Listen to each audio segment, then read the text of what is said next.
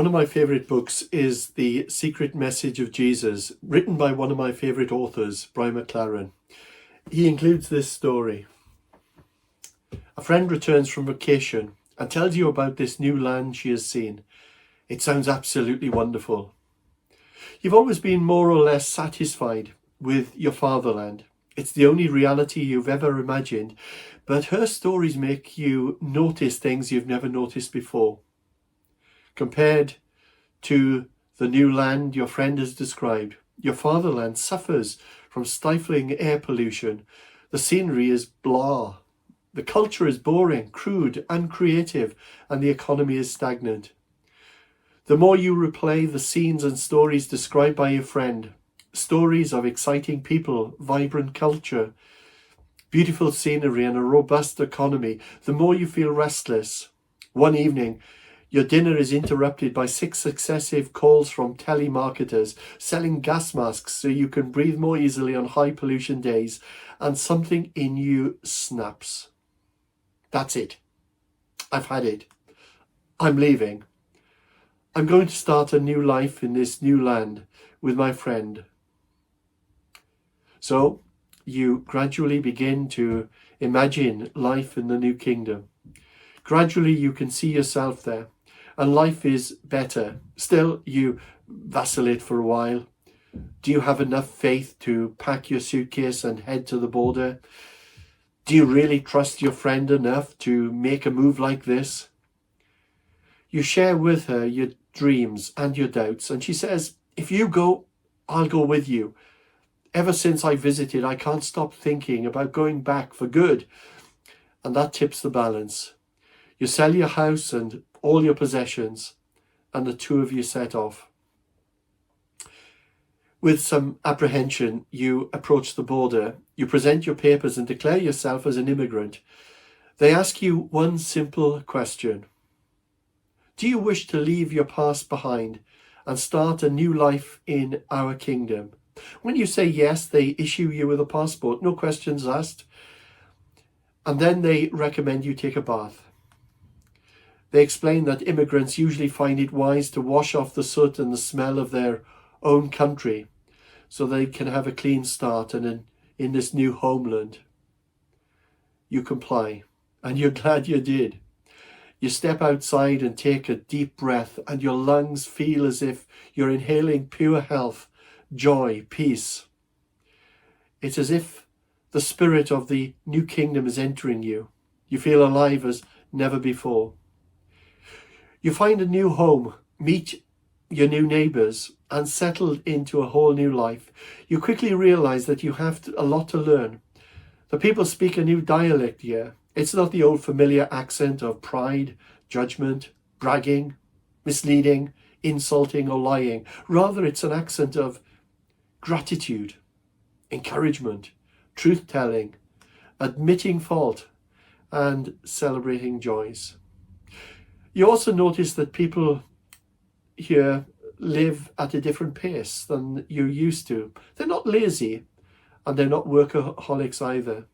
They live with a certain rhythm, weaving rest and work and worship and play and fellowship and sacrifice and feasting and fasting. And as you settle into your new life, you almost feel that you've been born into a new autobiography and a new world. The Sermon on the Mount in Matthew chapters 5, 6 and 7 is all about what it means to be citizens of a new kingdom, God's kingdom. Jesus instructs his disciples on the kind of life that they're to live. He tells of what is expected of them as his followers, the kind of people that they are to be, and the qualities and choices that are required of them. Well, over the last 3 weeks, we have covered the Beatitudes, the blessed sayings of Jesus. And Jesus tells us that people who are really blessed are not the rich and the prosperous, not the forceful or aggressive, not the highly ambitious, but the poor in spirit, the humble, the merciful, peacemakers, the pure in heart, even those who are persecuted for being citizens of his kingdom. They are the blessed ones, for these are essentially qualities of God's kingdom. After focusing on the character of his citizens, Jesus now goes on to speak of their influence in the world. These words, I'm sure, are well known. Matthew chapter 5, verse 13. You are the salt of the earth, but if salt loses its saltiness, how can it be made salty again? It is no longer good for anything except to be thrown out and trampled underfoot. You are the light of the world. A town built on a hill cannot be hidden. Neither do people light a lamp and put it under a bowl. Instead, they put it on its stand, and it gives light to everyone in the house. In the same way, let your light shine before others, that they may see your good deeds and glorify your Father in heaven. Younger people will tell you about social influencers. If you've never heard the term, maybe your careers officer never mentioned that as a possible career choice when you left school some 40 years ago. Well, let me help you. A social influencer is someone who has built a reputation for their knowledge and expertise on a specific topic and make regular posts about that topic on their preferred social media channels. Social influencers generate large followings of people who pay close attention to their views on just about every subject you can imagine. I don't know if you've ever thought of yourself as a social influencer. Well, you are. And having access to the internet is not a necessity. It's an astonishing thing indeed that God's strategy is to use weak, foolish human beings, citizens of his kingdom, armed with humility and righteousness and meekness and mercy and kindness and truthfulness and purity of heart, to bring about influence for God and for good in his world. Who but God would have ever thought of that? Not many of you listening were a part of our church, Tamworth Elim Church, in 1992. It was a church that was very different to the one that we belong to today. It was not only considerably smaller, it had no real outreach into the community. There were no manor house ministries, and apart from me, no other pastors. There were no community chaplains, no nursery, no food bank, no coffee shop, no more than food project, nothing. The church had gone through some really hard times, and hardly anyone ever visited the church. And the church had no real impact or impetus in the community. But it was time to rethink. What is the church? What is our calling? What is God asking us to do in Tamworth? And to cut a long story short, we decided on a very simple strategy of doing three things. Firstly, we needed to create opportunities to rub shoulders with irreligious people day by day.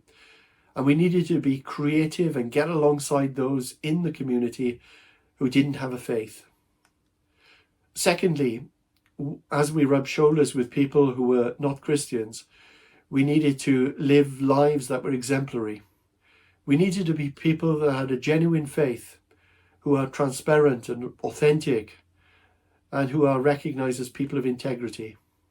Many people regard church people as hypocrites, so we needed to counteract that perception through the way that we lived. And thirdly, we needed to be able to communicate God's good news in ways that people could understand and apply. Now, none of this was rocket science, and our mandate is found in these 4 verses in Matthew's Gospel that I just read to you. Jesus said that his disciples are to be salt of the earth and the light of the world. I'm sorry if this sounds obvious, but salt is no good if it's kept in the salt cellar, and light is no good if it's kept under a bucket. And Christians will never influence society for Christ if they remain in their ecclesiastical salt cellars and hide their lights under the church roof. We knew that the world is not the enemy, for God so loved the world that he gave his Son for it. The world is where Christians are called to become all things to all people in order to win some. I have a favourite George MacLeod poem, which I know I've shared many times before with our church family. But these words keep on giving, and they keep on challenging me, so let me read it again to you. I simply argue that the cross be raised again, at the centre of the marketplace as well as the steeple of the church. I am recovering the claim that Jesus was not crucified in a cathedral between two candles, but on a cross between two thieves, on a town garbage heap, at a crossroads of politics so cosmopolitan that they had to write his title in Hebrew and in Latin and in Greek, and at the kind of place where cynics talk smut and thieves curse and soldiers gamble, because that is where he died, and that is what he died about, and that is where Christ's men ought to be, and what church people ought to be about. We have no right staying in our cosy little Christian ghettos, withdrawing into our subculture of all things Christian, where we attend Christian churches and we only have Christian friends and we read Christian books and we watch Christian television and we listen to Christian radio, and we only ever talk about Christian things, where we remain in our little bubble, our Christian world, snugly aloof from society. Our calling is to be out there, letting our light so shine before men, so that others might see God in us and give him praise. In many respects, I am already preaching to the converted, because what I am talking about is already a part of Tamworth Elim Church's DNA. It's who we are. But if you're fairly new to our growing family, then it's important for you to know not only what we do as a church, but why we do what we do. Well, we set off on this new vision some 30 plus years ago, and the Lord hasn't told us to change direction yet. Salt in the ancient world was used as a preservative before the time of refrigeration. Salt would be rubbed into meat and it would prevent the meat or the fish decaying. What a great illustration that is for the Christian faith, that we are the salt that needs to be rubbed in to society to prevent its moral decay. Salt influences its environment. But how do we influence our society? Well, firstly, our presence. If you're a Christian who displays the fruit of the Spirit, love, joy, peace, patience, kindness, goodness, faithfulness, gentleness and self-control, one who lives out his or her life, then your very presence can act as a deterrent from those who might use obscene language in the workplace or act in ways which are hurtful and spiteful to others. By just being there, you might cause your colleagues or your acquaintances to think twice about sharing poisonous gossip. I know it's not always the case, but it often is. So our presence. Secondly, our words. There are also times when we as Christian people need to speak up and to be a little bit more courageous, to praise what is good in society, and on occasions to denounce what is wrong. And by the way, I'm not speaking about the type of Christian who is always carping on, criticizing everyone about everything, and nothing is ever good enough. Things that don't meet with their approval. You know as well as I do that too much salt can ruin a dinner. Too much light can blind a person. So we need to make sure that we shake, not pour, that we shine, not blind. Be wise in that. But there are times when we are called to make a stand for what is right and what is wrong, to stand against injustice when we see it, to speak up for those who don't have a voice. We're not called to be wilting wallflowers, but those people who act justly, love mercy, and walk humbly before our God. Micah 6 verse 8. I'm sure that verse will be put on my headstone. And thirdly, our actions. Actions speak louder than words, so we're told, and often they do. By our actions of love and justice and random acts of kindness and compassion, when we not only talk the talk but we walk the walk, we can have a significant influence for good and for God on society around us. I cannot stress enough that as we rub shoulders with others, with irreligious people, it is imperative that we live out the life of Christ, being distinctive and different. And as we radiate the love of Christ through being merciful in a world that seeks its pound of flesh, being peacemakers amongst peace breakers or warmongers, being pure in heart where purity is not a sought after quality, and having a hunger and a thirst for righteousness among those who hunger only for success and thirst only for wealth and popularity. The great tragedy is that so often people have connected Christianity with precisely the opposite. Many have connected Christianity with that which brings or takes the flavour out of life. That should never be, for salt adds flavour and salt creates a thirst. Theologian William Barclay wrote these words: Christianity should not be visible only within the church.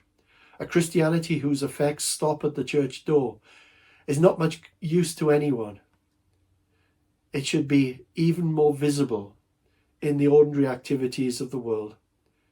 Our Christianity should be visible in the way we treat a shop assistant across the counter, in the way we order a meal in a restaurant, in the way we treat our employees or serve our employer, in the way we play a game or drive or park a motor car, in the daily language we use, in the daily literature we read. A Christian should be just as much a Christian in the factory, the workshop, the shipyard, the mine, the schoolroom, the surgery, the kitchen, the golf course, and the playing field, as he is in the church. Jesus did not say, "You are the light of the church." He said, "You are the light of the world." Well, very challenging words from William Barclay. To remain effective in God's service, we need to retain our saltiness, our Christ-likeness. Otherwise, our influence for Jesus will be diminished and others will quite rightly cry out, "Hypocrites!" Our influence depends on our character. So the big question is, are we distinguishable and different? Would it be possible for someone to enter our office, our staff room, our class, our factory, and recognize us as Christians, even though we might not actually be talking about God at the time? But it's in everything else, in our demeanor, in our conduct, our body language, our conversation, the tone of our voice, our spiritual sunshine, that they actually notice. The old challenge is, and I'm sure you've heard this many times before, if you were arrested for being a Christian, would there be enough evidence to convict you? Let me conclude with the words from a sermon preached by Martin Luther King at the Ebenezer Baptist Church on the 4th of February 1968, just 2 months before he was assassinated, and which was also played at his funeral service. I tell you what, I wish I could preach like this man. I get shivers up the spine just reading his words just over half a century later, but this is what he said. Every now and then, I guess we all think realistically about that day when we will be victimized with what is life's final common denominator. That's something we call death. We all think about it. Every now and again, I think about my own death. I think about my own funeral. And I don't think of it in a morbid sense. Every now and then I ask myself, what is it that I would once said? And I leave the word with you this morning. If any of you are around when I have to meet my day, I don't want a long funeral. And if you get somebody to deliver the eulogy, tell them not to talk too long. Every now and then I wonder what I would want them to say. Tell them not to mention that I have a Nobel Peace Prize. That isn't important. Tell them not to mention I have 300 or 400 other awards. That is not important. Tell them not to mention where I went to school. I'd like somebody to mention that day that Martin Luther King tried to give his life serving others. I'd like for somebody to say that day that Martin Luther King tried to love somebody. I want you to say that day that I tried to be right on the war question. I want you to be able to say that day that I did try to feed the hungry. And I want you to be able to say that day that I did try in my life to clothe those who were naked. I want you to say on that day that I did try in my life to visit those who were in prison. I want you to say that I tried to love and serve humanity. Yes, if you want to say that I was a drum major, say that I was a drum major for justice. Say that I was a drum major for peace. Say that I was a drum major for righteousness. And all of the other shallow things will not matter. I won't have any money to leave behind. I won't have the fine and luxurious things of life to leave behind. I just want to leave a committed life behind. And that's all I want to say. If I can help somebody as I pass along, if I can cheer somebody with a word or song, if I can show somebody he's travelling wrong, then my living will not be in vain. If I can do my duty as a Christian ought, if I can bring salvation to a world overwrought, if I can spread the message as the Master taught, then my living will not be in vain.